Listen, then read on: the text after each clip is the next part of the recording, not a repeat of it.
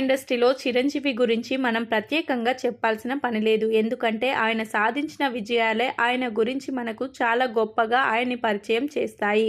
ఇక చిరంజీవి సాధించని విజయం లేదు, అందుకోని అవార్డు లేదు. అందువల్లే ఆయన తెలుగు సినిమా ఇండస్ట్రీకి ఒక ప్రత్యేకమైన వ్యక్తిగా మనం చెప్పుకోవచ్చు. ఇక ఇదిలా ఉంటే చిరంజీవి కొడుకుగా ఇండస్ట్రీకి ఎంట్రీ ఇచ్చిన రామ్ చరణ్ మొదటి సినిమాతో సూపర్ సక్సెస్ అందుకొని తనకంటూ ఒక ప్రత్యేకమైన గుర్తింపును సంపాదించుకున్నారు.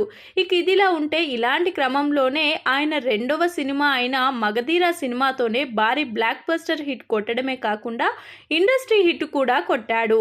ఇక ఈ సినిమా సక్సెస్ అయిన తర్వాత రామ్ చరణ్ చిరంజీవికి ఒక స్పెషల్ గిఫ్ట్ ఇచ్చినట్లుగా కూడా అప్పట్లో వార్తలైతే వచ్చాయి. అది ఏంటి అంటే రామ్ చరణ్ ఫోటోతో ఉన్న ఒక కాస్ట్లీ వాచ్ని చిరంజీవికి గిఫ్ట్ ఇచ్చారంట.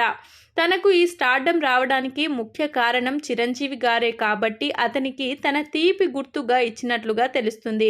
అయితే ఇప్పటికీ చిరంజీవి దాన్ని చేతికి పెట్టుకోకుండా ఎప్పుడూ తన ఇష్టమైన ఒక లాకర్లో పెట్టి ఉంచుతాడట. చిరంజీవి బర్త్డే రోజు మాత్రమే దాన్ని చేతికి పెట్టుకొని రామ్ చరణ్ని ఖుషి చేస్తాడట.